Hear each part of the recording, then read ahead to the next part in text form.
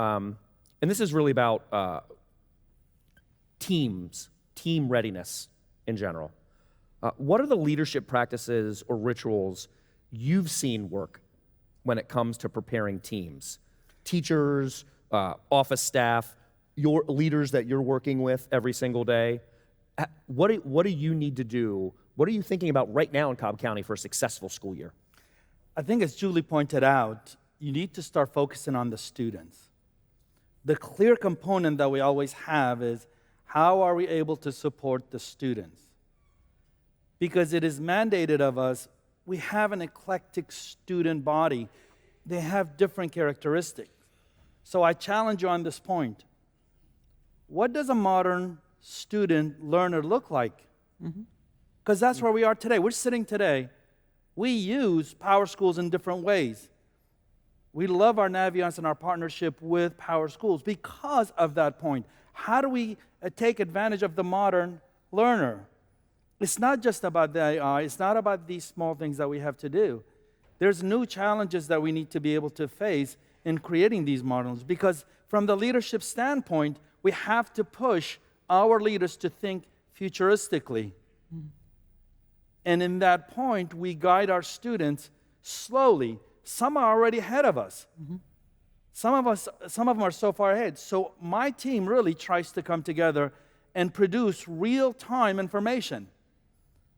Real-time data, unpacking those are very, very specific. I loved it earlier when somebody said, this is going to be the data that the teachers, it's too much data, too much information. How about if we bring it to the teachers? Let's go into the schools and work with the teachers. My number one priority, and our superintendent for Cobb County School District has allowed me to do that. There's 113 schools, and I visit every single school. I don't sit in that meeting unless there is teacher leaders in that room. Because for us to change the way a modern student thinks, the way a modern student is occurring, we have to go straight to the teachers. Thank you. Julie? So one of the research areas that we're really passionate about, I'm actually very personally passionate about this, is understanding teacher readiness to change their practice. Okay, so what's involved with getting teachers to change the DNA of what they're doing in the classroom? And it's not just about being trained in this product or this new learning model. There's actually, and we've got years and years of research on this, it's about changing their mindset.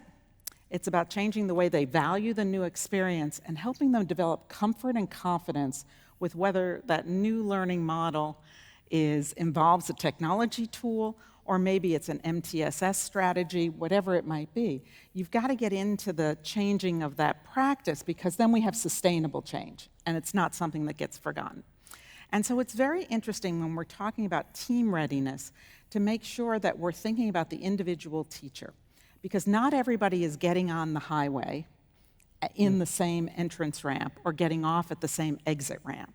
So we've been doing a lot of work around personalizing professional learning, actually creating almost like an IEP for each teacher in terms of what their own professional growth should be, and thinking about teachers as individuals to make sure that they are ready for that modern student, and that as we are making decisions about products and new learning models and new strategies and new approaches, it's not a one-size-fits-all, but it's actually addressing the individual teacher's readiness and helping them grow that valuation on their own. It's really fascinating research. I'd be happy to talk to anybody else about it. You can tell me I'm a little passionate about it.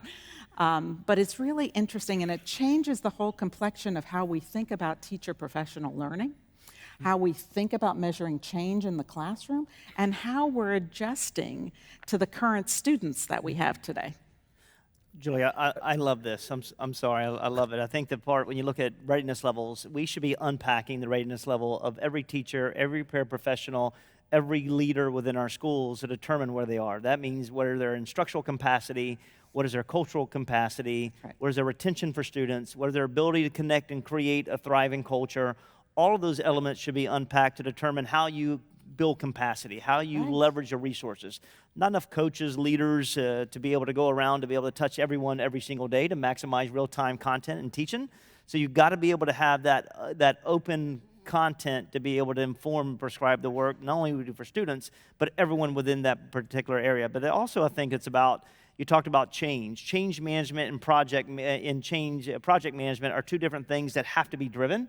And one is transactional, the other one is psychological. So being able to move someone from their current state to their desired state, you have to be able to create that opportunity. And then going into a school year for success, that success looks like bringing clarity about what are we going to adopt from Tier 1, Tier 2, and Tier 3 instruction.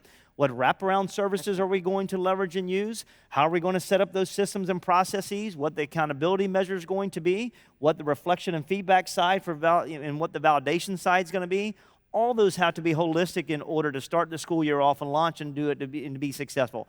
Openly, all that to say is that provide clarity, have a simple blueprint and plan to go, and execute your plan, and then have opportunity for reflection and driving it. Nice. Yeah, right. Reflecting. I'm retired, sorry. I'm not going to tell you I don't have to do it.